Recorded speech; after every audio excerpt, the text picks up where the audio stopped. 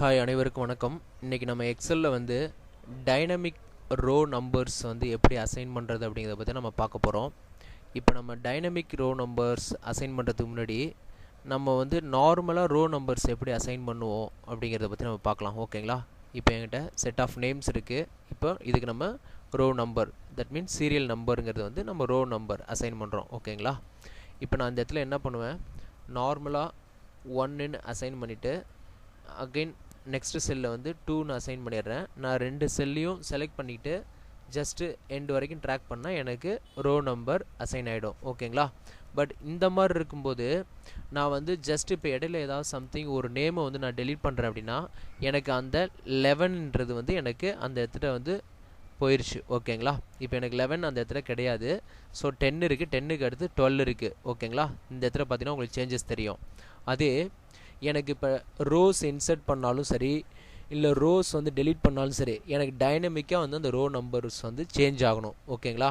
இப்போ அதுக்கு வந்து நம்ம ஒரு ஃபார்முலா இருக்குது. அந்த ஃபார்முலா யூஸ் பண்ணி நம்ம டைனமிக்காக வந்து ரோ நம்பர்ஸ் வந்து சேஞ்ச் ஆகிற மாதிரி நம்ம டிஃபைன் பண்ண போகிறோம். ஓகேங்களா? இப்போ நான் இதை டெலீட் பண்ணுறேன். ஜஸ்ட்டு அந்த ஃபார்முலாவை பாருங்கள்.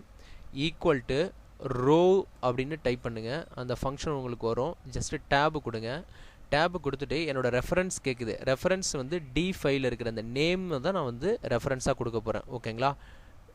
D4. ஓகேங்களா? D4 செலக்ட் பண்ணிவிட்டு நான் ஜஸ்ட் ப்ராக்கெட்டை க்ளோஸ் பண்ணிவிட்டு நான் என்டர் கொடுக்குறேன். இப்போ எனக்கு என்னென்னு பார்த்தீங்கன்னா ரோ நம்பர் 4ன்னு டிஃபைன் ஆகிருக்கு. ஏன்னா 4th ரோவில் தான் இப்போ நம்ம அந்த கர்சர் வந்து அந்த செல்லு வந்து நம்ம டிஃபைன் பண்ணியிருக்கோம். ஸோ எனக்கு D4 வந்து எனக்கு 4ன்னு நம்பர் அசைன் ஆகிருக்கு. ஸோ எனக்கு இந்த இடத்துல வந்து 1லேருந்து எனக்கு ஸ்டார்ட் ஆகணும் சீரியல் நம்பர். ஸோ நான் என்ன பண்ண போகிறேன், நான் கொடுத்துருக்க ரெஃபரன்ஸ்லேருந்து ஜஸ்ட் -3 கொடுக்குறேன். ஏன்னா இப்போ நம்ம வச்சுருக்கிற செல்லிருந்து டாப்பில் வந்து நமக்கு 3 இருக்குது இந்த சீரியல் நம்பர். அதுக்கு மேலே எனக்கு 2 எம்டி செல் இருக்குது. ஸோ 3 இருக்குது இல்லைங்களா? இப்போ நான் என்ன பண்ணுறேன், -3ன்னு கொடுக்குறேன். 3ன்னு கொடுத்துட்டு ஜஸ்ட்டு நான் என்டர் கொடுக்குறேன். இப்போ எனக்கு என்ன ஆகுதுன்னா -3 ஆகி அந்த 4லேருந்து -3 பண்ணி எனக்கு ரிசல்ட் 1ன்னு எனக்கு ஸ்டார்ட் ஆகிருக்கு. ஓகேங்களா? இப்போ நான் என்ன பண்ணுறேன், ஜஸ்ட் இப்போது இதை எண்டு வரைக்கும் ட்ராக் பண்ணுறேன். இப்போ ட்ராக் பண்ணிட்டேன்.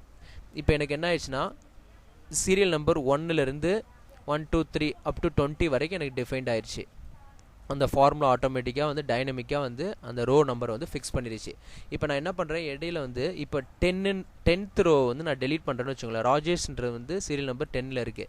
இப்போ நான் அந்த ரோ வந்து நான் டெலீட் பண்ணனாக்க எனக்கு ரிசல்ட் என்ன ஆகுதுன்னு பாருங்களேன்.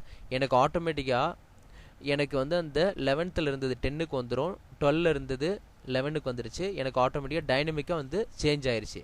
சப்போஸ் நான் இந்த இடத்துல வந்து ஏதாவது சம்திங் ஒரு 2 ரோஸ் வந்து இன்சர்ட் பண்ணுறேன்னு வச்சுக்கோங்களேன். இப்போ இந்த இடத்துல 3 ரோஸ் நான் இன்சர்ட் பண்ணியிருக்கேன். இந்த இடத்துல வந்து நான் நேம்ஸ் டைப் பண்ணுறேன் அப்படின்னா எனக்கு ஆட்டோமேட்டிக்காக எனக்கு 11ன்னு சொல்லிவிட்டு எனக்கு இங்கே ரோ வந்து டிஃபைன்ட் ஆயிரும்.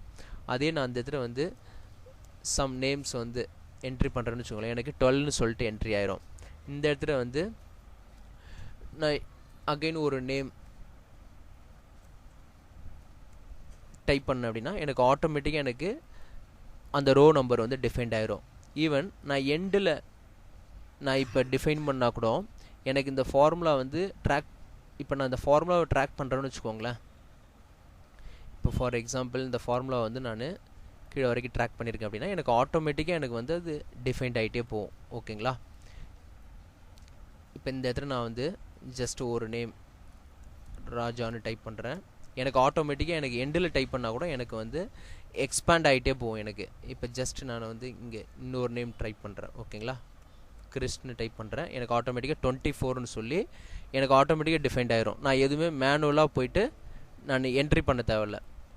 ரோ நம்பர் வந்து நான் மேனுவல் என்ட்ரி பண்ணவே தேவையில்ல, ட்ராக்கிங்கும் பண்ண தேவையில்ல. இப்போ நான் கீழே ஏதாவது நேம்ஸ் அடிஷ்னலாக ஏதாவது ஃபார் எக்ஸாம்பிள் இப்போ ஒரு இந்த நேமே நான் வந்து எடுத்து கீழே அந்த டெக்ஸ்ட் வந்து நான் இந்த செல்லில் ஏதாவது பேஸ்ட் பண்ணால் கூட எனக்கு வந்து இப்போ நான் வேறு ஏதாவது மேனுவல் என்ட்ரி ஏதாவது சம்திங் நேம் நான் இங்கே பண்ணுறேன்னா எனக்கு ஆட்டோமேட்டிக்காக அந்த நம்பர் வந்து டிஃபைன்ட் ஆகிட்டே போகும். நான் இந்த டெக்ஸ்ட்டில் என்ட்ரி பண்ண எனக்கு ஆட்டோமேட்டிக்காக என்ன ஆகும்னா எனக்கு ரோ நம்பர் வந்து டிஃபைன்ட் ஆகிட்டே போகும். ஓகேங்களா?